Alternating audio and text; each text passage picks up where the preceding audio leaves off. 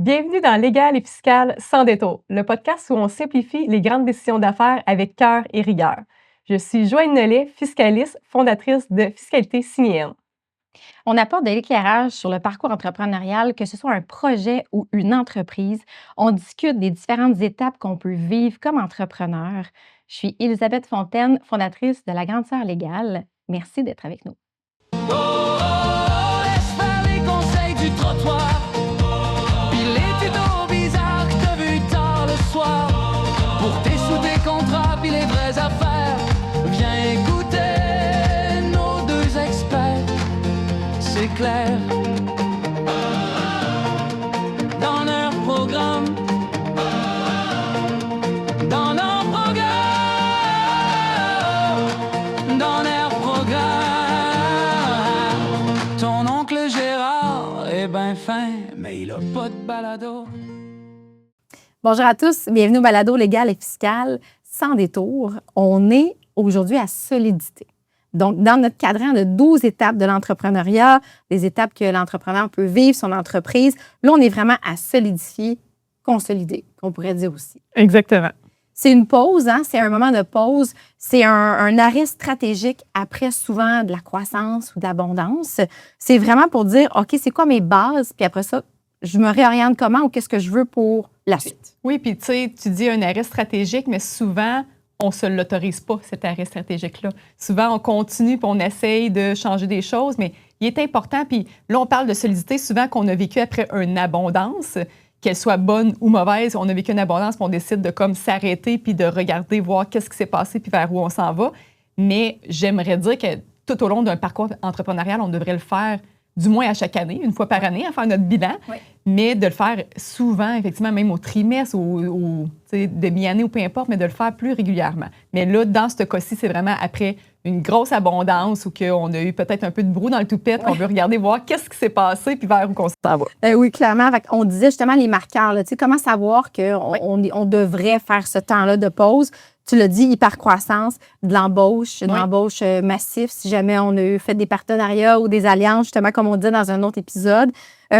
Signature de plusieurs ententes, ça peut être ça aussi. Développement de marché, ouverture de nouveaux marchés, des investissements massifs, des emprunts. On a fait des emprunts massifs, il faut juste se poser certaines questions. Augmentation des dettes, des déficits aussi, peut-être ça peut être ça nos marqueurs, où on est arrivé au bout des ressources en tant qu'humain, hein, en tant qu'entrepreneur humain.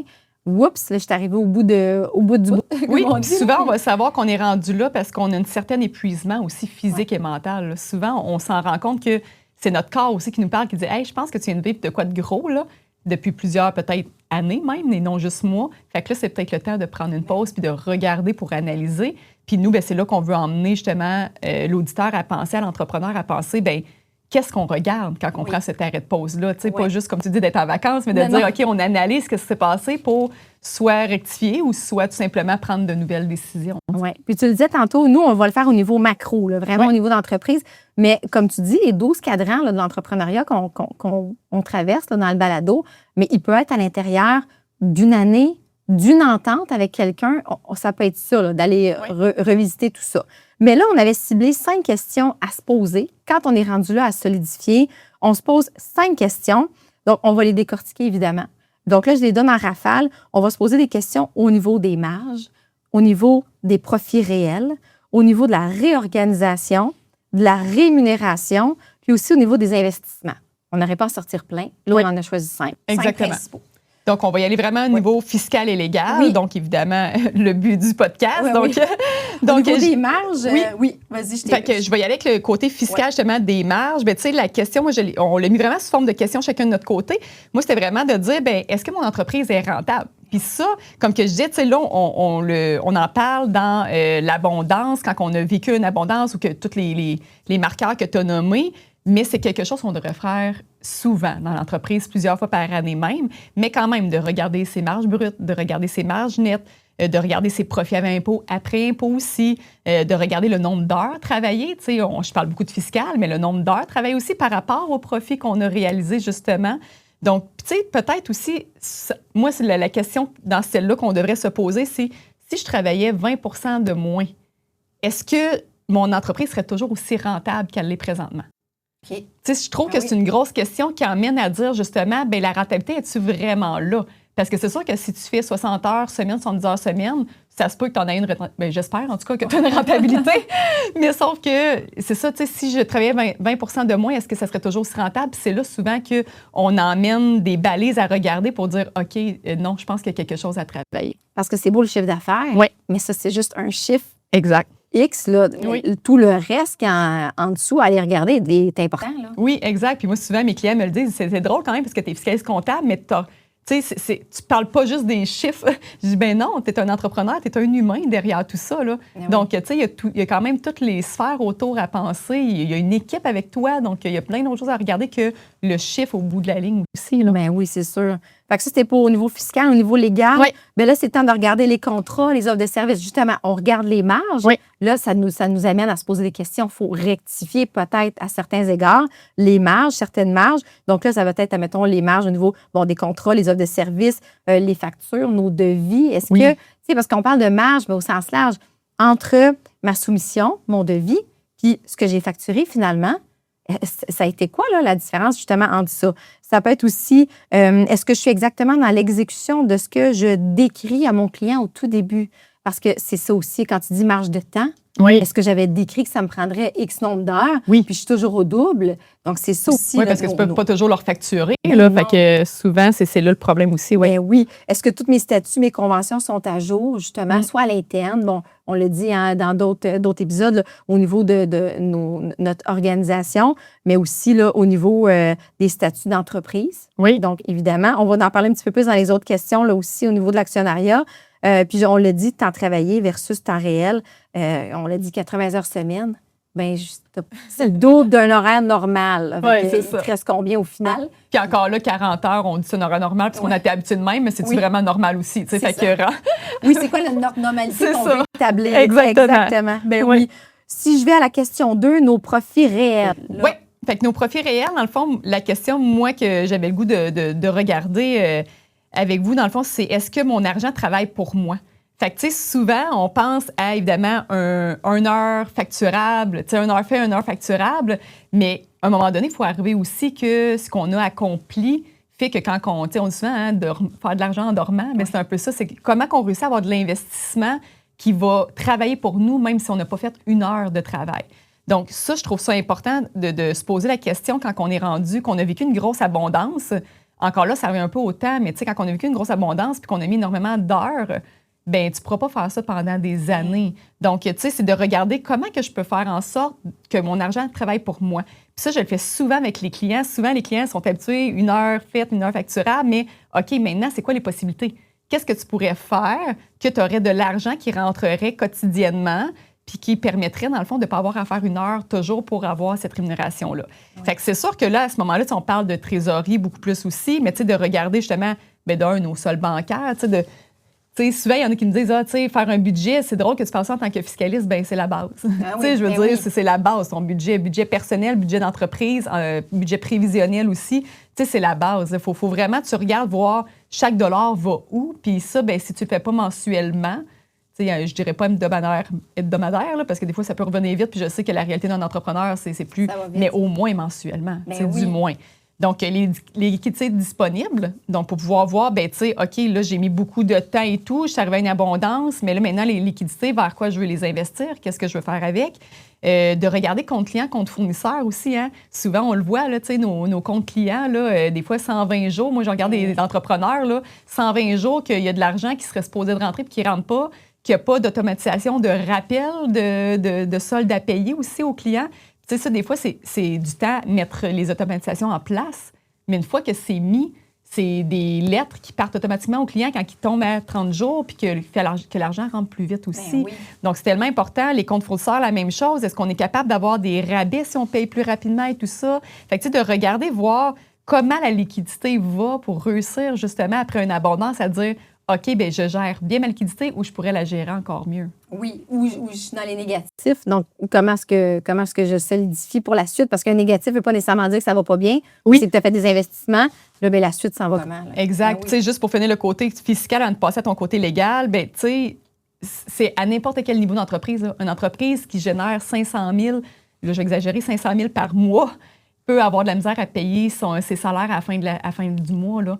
Fait que, tu sais, je veux dire, peu importe la grosseur de l'entreprise, la liquidité est toujours à travailler. Oui. Puis, comme tu dis, de faire un bon suivi Oui. de mois en mois. Exact. Puis, il y a toujours une différence entre ce qui est au compte, ce qui rentre et ce qui sort. Parce que, comme tu le dis, des fois, dans nos ententes, puis ça m'amène au légal, des fois, dans les ententes avec les clients, c'est payable dans 90 jours. Mais tu ne l'as pas tout de suite. Oui. Tu sais, quand on parle de ton profit réel, tu ne le touches pas simultanément à ton service ou ta vente tout de suite. Fait que ça aussi, c'est important de faire le suivi, là, Oui. dépendamment de quand est-ce que tu veux faire des investissements. Tu sais, on le dit, là, on regarde, on s'offre un temps de pause, mais c'est ça, là, on va investir quand, comment, est-ce que je peux le faire tout de suite? Exact. Clairement. Moi, au niveau légal, mais évidemment, ça va être de regarder, est-ce que les contrats reflètent la réalité actuelle? Parce qu'on le dit, est-ce qu'on tolère tout le temps des paiements en retard versus ce qui est entendu avec l'ensemble de nos clients? Est-ce qu'on met un petit peu trop de laisser-aller? Est-ce qu'on devrait ramener ça à ce moment-là? On a aussi, bien évidemment, nos sous-traitants. Est-ce que ça aussi, les termes et conditions sont complètes et sont respectés? Oui. Donc, il y a ça. Nos fournisseurs, comme tu le disais, d'aller creuser un petit peu, d'aller voir c'est quoi qu'il y a dans mes ententes qui pourrait m'aider encore plus dans l'entreprise pour la suite. Oui, des fois, ne serait-ce que ce soit avec ton fournisseur, d'avoir des rabais sur le lot. Tu sais, mettons que tu achètes du matériel ou quoi que ce soit, mais d'avoir des rabais sur le lot acheté, fait que peut-être faire livrer moins souvent, mais des plus grosses quantités. Fait qu'il y a plein de choses qui peuvent être travaillées. Mais si tu avances, puis ça, c'est jamais analysé, bien, c'est là que la liquidité, à un moment donné, ça fait mal, puis qu'on a de la misère à arriver, puis à avoir les profits qu'on veut aussi. Si on oublie d'aller revisiter ces ententes-là, ces contrats-là, pour aller chercher. Puis des fois, ça disait, admettons, mais si vous commandez pour un certain volume, vous aurez votre rabais. Oui, mais là, est-ce que tu as fait un suivi? Oui. Ou est-ce que tu l'as laissé aller? Le rabais? Oui, Ben oui. c'est ça, tu ne l'as pas eu. Il faudrait regarder. Les obligations légales sont-elles toutes au même point? Donc, autrement dit, est-ce que j'ai fait de l'embauche? Est-ce que mes obligations légales ont augmenté? Est-ce que j'aurais besoin de plus de stabilité, justement, au niveau de tout ce que je donne à mes employés? Ça l'a-tu changé au niveau des chiffres? Donc là, est-ce que je suis capable de rencontrer les bonus? Est-ce que je suis capable de rencontrer les primes? Qu'est-ce que j'avais au niveau contractuel? Et là, vers quoi je veux m'en aller? Donc, ça aussi, il faut aller revisiter ça. Fait que moi, j'avais employé congé vacances. Oui, exactement. Là, on a fait beaucoup d'embauches. On l'a dit tantôt dans nos marqueurs. On a embauché beaucoup. OK, là, c'est quoi la suite par rapport à nos obligations? Nos déclarations d'incidents, déclarations annuelles. Ça, je veux en parler parce que ça change nos taux de cotisation au niveau de la CNSST. Des fois, plusieurs incidents nous ramènent à voir nos politiques à l'intérieur, justement, notre taux d'accident, qu'est-ce qu'on a à mettre en œuvre comme politique au niveau d'être conforme. Ça aussi, c'est quand même à ne pas négliger au niveau des assurances, nos limites de couverture. Oui. Est-ce que je suis encore conforme pour la suite?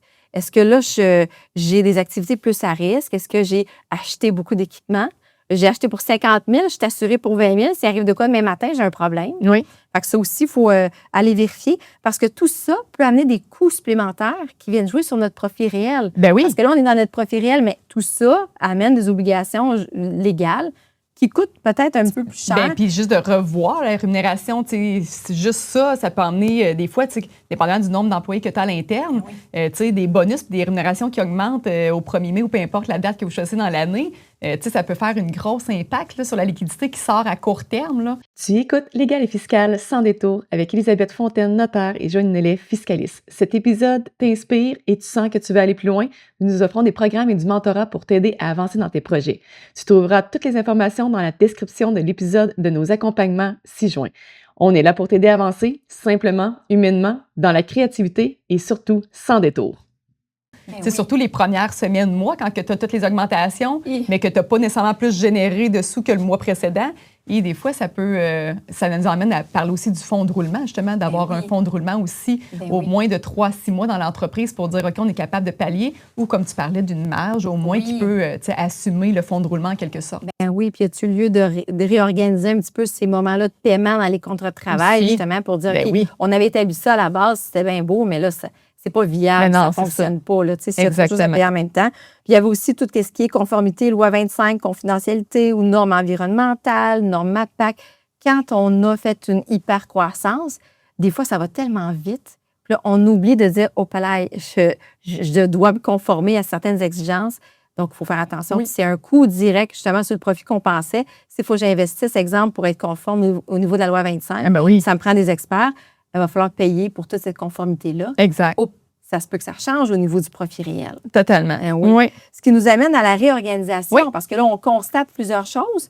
Ça se peut qu'on ait à prendre action. Oui, exactement. Tu sais, la réorganisation, oui, on parlait, d'employés, ça peut être ça aussi, de réorganiser à l'interne les tâches de chacun et, tu sais, en quelque sorte, comment qu'on gère l'équipe. Mais au niveau fiscal, moi, ce que je vais apporter, c'est vraiment plus de regarder, bien, est-ce qu'on a une entreprise qui aurait besoin maintenant d'une société de gestion pour pouvoir envoyer la liquidité vers le haut puis pouvoir faire d'autres investissements différents de ce que, évidemment, on génère dans l'entreprise? Est-ce qu'on aurait besoin éventuellement d'une fiducie pour penser éventuellement à la succession? Donc, il y a beaucoup de choses à voir aussi au niveau fiscal pour la réorganisation pour vraiment s'assurer d'avoir la bonne structure pour le point où on est rendu. Puis surtout quand on vit une abondance, justement, eh bien, tu sais, c'est sûr et certain qu'il y a des choses à changer au niveau de la réorganisation parce que souvent, on n'a pas la structure qu'il faut pour l'abondance qui arrive. Donc, puis quand on est dans l'abondance, bien, on pallie à tout ce qu'on peut, mais ça va vite. Fait que c'est quand on arrête que l'on se dit, OK, il y aurait peut-être une structure à remettre pour pouvoir continuer puis aller encore de l'avant. Ben oui. Puis, ne serait-ce que juste laisser, admettons, trop d'argent dans les comptes bancaires, Ben ça oui. dort. Tantôt, tu le disais, est-ce que ton argent profite ou est-ce que ça profite tout seul, là? Bien, c'est ça, là, on réorganise quand on voit ça aussi, là. Bien, c'est parce qu'aussi, moi, tu vois, tu dis laisser dormir l'argent, mais tu sais, ça m'emmène à parler quand même aussi de, tu sais, que si un jour tu veux vendre ton entreprise, puis tu vas avoir le droit à l'exonération, donc faire en sorte que si tu vends tes actions, exemple, de l'entreprise, bien, faire en sorte que tu n'aies pas d'impôts à payer ou du moins beaucoup moins, bien, c'est sûr qu'il faut que tu te qualifies. Donc ça l'emmène vraiment justement à penser, bien, si tu as beaucoup de sous qui dort dans ton entreprise, bien, c'est de la monnaie excédentaire, c'est de l'argent, dans le fond, c'est des actifs excédentaires que tu n'as pas de besoin. Donc, ça vient te disqualifier souvent pour ces genres de règles-là aussi. Donc, évidemment, je ne rentrerai pas dans les règles fiscales très poussées, mais il reste que c'est des choses à penser avant d'arriver. Moi, ça m'est déjà arrivé, tu sais, qu'un entrepreneur dit « Hey, je me suis fait offrir de me faire acheter mes actions de mon entreprise. » Je n'étais pas rendue là. Il m'en restait peut-être pour 7 à 10 ans. Mais finalement, l'offre est vraiment alléchante. Mais là, la personne, elle ne se qualifiait pas avec son entreprise, donc elle ne pouvait pas vendre avec beaucoup moins d'impôts. Fait que là, il faut t'attendre un délai de 2 ans parce que les règles sont sur 24 mois. Il faut t'attendre un délai de 2 ans. La personne va-tu être encore là pour t'acheter dans 2 ans? Fait que, tu sais, ça, c'est hyper important, mais c'est dans ces moments-là d'arrêt stratégique, comme on le nommait tantôt, que c'est là qu'il faut penser à comme dire, OK, ma structure, est-tu encore adéquate pour toutes les éventualités qui peuvent arriver? Ben oui.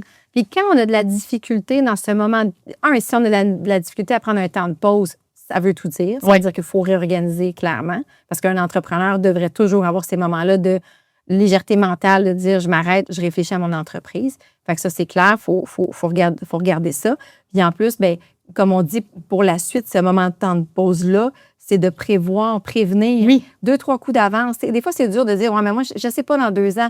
Oui, mais tu as des experts à côté qui peuvent t'aider à penser aux 2 ans. Tu ne fais pas ça tout seul, évidemment. Mais non, c'est ça. Mais donne-toi ce moment-là de pause. Exact. Bien, c'est sûr que quand on parle de réorganisation, bien là, ça l'impacte évidemment au niveau légal. Bien, ça va être, justement, si on fait une société de gestion, bien là, c'est une incorporation. Oui. Donc, évidemment, il y a tout ça à mettre en place. C'est une fiducie, même principe.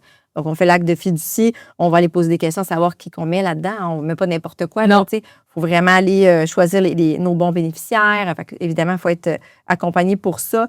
La réorganisation, ça peut être aussi de changer de locaux. T'sais, on parle au niveau au niveau de l'entreprise, les surplus et tout ça, mais ça peut être aussi de dire, bien, ça ne fonctionne plus, on change de locaux. Oui. Fait que ça peut être au niveau réorganisation de lieux, Interne, d'espace c'est ça. interne, Oui. avec des nouveaux baux, des nouvelles ententes. Est-ce que les ententes qu'on avait ont été bien renouvelées ou est-ce qu'on a manqué un élément? Est-ce qu'on est rendu à la fin d'un terme de renouvellement de bail puis on ne l'a pas vu passer puis il faudrait peut-être tout de suite voir dans 1 an, on est à la fin de bail, qu'est-ce qu'on fait? Est-ce que le propriétaire va nous renouveler ou pas? Est-ce qu'il veut reprendre le local? Ça peut être aussi spécifique que ça. Donc, ça va être justement de tout regarder ça. Puis on paye pourquoi? Hein, dans la réorganisation, on vient au chiffre. Là, on dit toujours le légal et le fiscal sont ensemble. Oui, tout à fait. On regarde le contrat, mais ça a un impact au niveau des chiffres, puis vice-versa.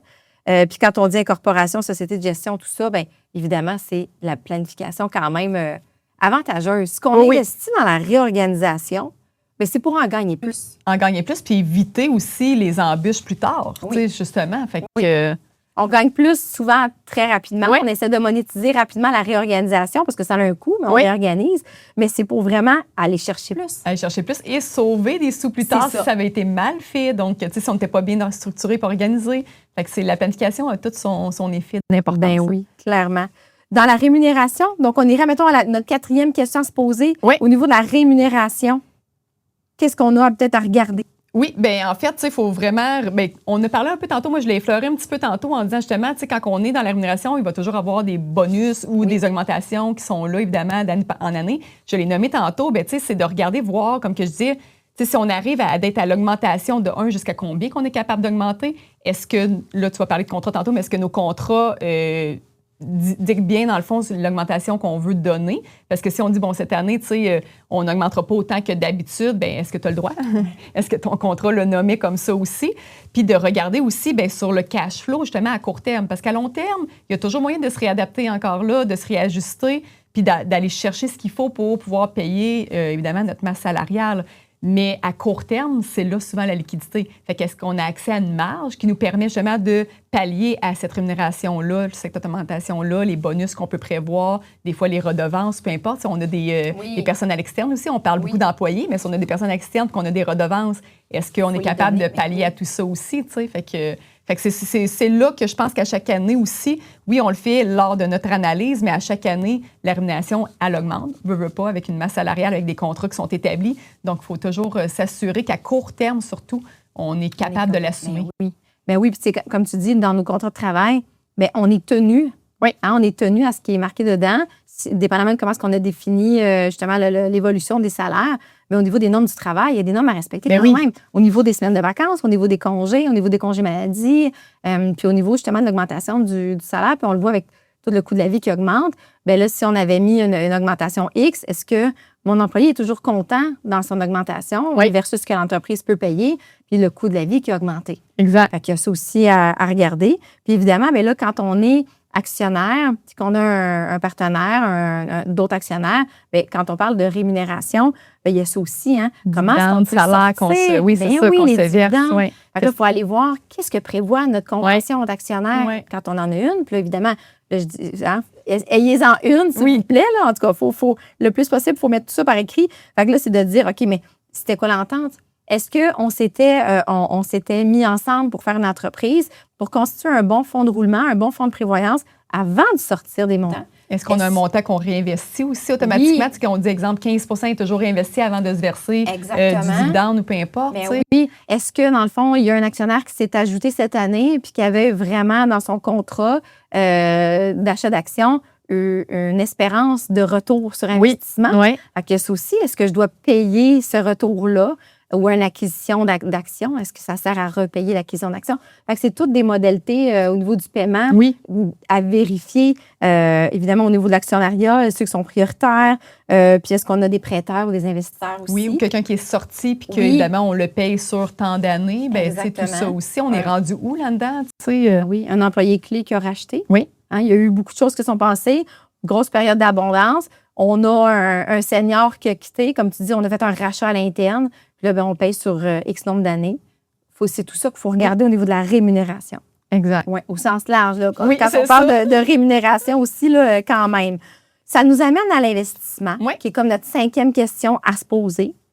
Bien, effectivement, quand on arrive justement, qu'on a vécu beaucoup d'abondance, parce qu'on parle souvent on est à la période d'abondance, que ce soit négatif ou positif, on est dans ça. Bien, est-ce qu'on est prêt pour la prochaine étape? C'est la question, moi, que j'ai à poser. Est-ce qu'on est prêt pour la prochaine étape au niveau des investissements qu'on a fait versus qu'est-ce qu'on prévoit à faire, dépendamment des projets qu'on a avec l'entreprise? La capacité d'investissement, donc d'aller voir les bons experts, justement, pour voir, bien, tu sais, c'est quoi ma capacité d'investissement, ma capacité de financement aussi que je pourrais avoir pour investir. De regarder présentement, c'est quoi mes dettes? Il m'en reste pour combien de temps? C'est quoi mon ratio de dette? C'est ça, j'allais dire, le ratio qui est donc important. Ben oui, le ratio d'endettement, évidemment, de l'entreprise. Donc, pour s'assurer qu'on a encore là une belle situation financière aux yeux aussi des institutions financières, pour si jamais il arrive quelque chose, on est capable d'avoir du soutien financier. De regarder, bien, sur la capacité d'emprunt, évidemment, que j'avais noté, les bénéfices conservés aussi, justement, les bénéfices qu'on a conservés puis qu'on est capable, peut-être, on parlait tantôt des actionnaires, on a un pourcentage, exemple, qu'on peut redonner en investissement automatiquement avant de se verser en dividendes. Bien, est-ce que ces bénéfices-là, justement, on peut en mettre plus un peu parce qu'on a des projets qui s'en viennent ou c'est pas mal pour redonner aux actionnaires et avec le pourcentage qu'on avait établi dans la convention? Puis, ben, ça revient toujours à faire un budget prévisionnel, moi, je dirais, à ce moment-là. Hein. Dans l'investissement, c'est de regarder, voir. Tu sais, 5 ans, des fois, moi, pour un budget prévisionnel, pour mes clients, je trouve que c'est beaucoup. Là. C'est loin de se projeter aussi loin que ça. Mais au moins 1 à 3 ans, tu sais, dans le topo, je pense que ça peut être pas pire. Puis après ça, ben, tu te réajustes. Tu sais, si le 1 an a déjà pas fait de sens avec ce que tu avais prévu, ben, tu te réajustes pour les années d'après. Mais je pense qu'un bon budget prévisionnel rendu à cette étape-là, c'est important. Bien oui, clairement. Puis moi, je dis toujours que tout investissement a 2 formes d'écrit. Hein? Fait qu'on a évidemment l'écrit de constat des chiffres, puis on a les constats, les obligations envers les chiffres. Fait que ce soit à l'interne ou que ce soit envers nos prêteurs. Oui. C'est le même principe. Là. Quand je signe un prêt, j'ai un contrat de prêt, puis j'ai évidemment la garantie souvent qui va venir avec. Fait que ça aussi, il faut vérifier dans l'état de l'entreprise actuelle, est-ce que j'ai de la place pour donner une garantie supplémentaire ou si j'ai pas de place du tout, puis mon prêteur va dire ton ratio, tes chiffres, ils n'ont pas été suivis, ils sont pas suffisants, on ne pourra pas aller dans l'investissement. Puis évidemment, là, c'est là où on voit toutes les formes d'investissement. Oui. On a évidemment, avec les grandes institutions qu'on connaît déjà, il y a aussi des investissements, des emprunts au niveau alternatif. Fait qu'on va prendre un prêteur, mettons, plus alternatif ou privé pour faire un investissement. Mais là, c'est quoi l'obligation? Hein, vers ça? Les taux, souvent, ne sont pas pareils. Les obligations non plus. Fait que c'est ça aussi qu'il faut vérifier. Puis au niveau des contrats, souvent, nos investissements vont nous donner des obligations légales. Oui. Exemple, de tenir, admettons, d'être conforme à ISO. Tu sais, on a les normes qu'on pourrait devoir aller chercher. Des formations supplémentaires, des qualifications supplémentaires, un employé qui a telle licence ou telle qualification. Fait qu'au niveau des investissements, il y a du réglementaire des fois qui vient avec. Oui. Qu'il faut faire attention puis qu'il faut vérifier. Fait qu'on a toujours l'espérance des chiffres, le constat, mais on a aussi tout l'autre côté, là, des obligations qui viennent avec. Puis même au niveau, des fois, de la masse salariale, tu as un minimum de formation à donner de toute façon. Tu sais, as un pourcentage à donner. Fait que des fois, de voir si ta masse salariale a augmenté, bien, est-ce que justement ton montant de formation à investir aussi augmente automatiquement? Donc, Fait que les investissements en technologie, RH, marketing, c'est tout type d'investissement là, aussi que l'entreprise pourrait être amenée à prendre. Tu sais, moi, je pense que cette section-là, c'était surtout aussi de dire, bien, est-ce que ma prochaine croissance, on a une structure, on a une stratégie, ou on est simplement, on vague sur du courage que l'entrepreneur a de continuer puis de vaguer sur qu'est-ce qu'il a déjà réalisé, tu sais. Fait que la stratégie de la planification, je pense que ça fait tout son sens pour un entrepreneur quand que c'est bien mis, puis après ça, on est capable d'atteindre les prochains niveaux. Oui, exactement. Fait que ça faisait pas mal le tour, je crois, de ce sujet-là. Donc, si vous avez aimé ça, bien, n'hésitez pas, on a 12 sujets qu'on parle, donc on vous invite à nous suivre et à continuer à développer avec nous. Il faut commencer. Mon oncle Gérard, il sait tout sur tout. Il l'a vu sur Facebook, ben oui, c'est sûr, à vous. Ma voisine m'a dit, pas besoin de papier. Résultat, 3 procès, pis plus de café. Oh, oh, oh, lâche dans tes recherches douteuses. Et je pense que, pis tes idées fumeuses. Pour tes sous tes contrats, pis éviter le drame. Écoute Joanie, écoute Elisabeth dans leur programme. Dans leur programme. Dans leur programme. Dans leur programme. Puis y a Danny qui connaît un petit truc pour sauver des taxes, mais ça finit au fisc. Puis ma tante Claudette, reine des formulaires, t'as oublié la moitié, ça te met dans le trouble, mon frère. Oh, oh, oh, laisse faire les conseils du trottoir, puis les tutos bizarres que t'as vu tard le soir. Pour tes sous, tes contrats, puis les vraies affaires, viens écouter nos 2 experts, c'est clair. Dans leur programme.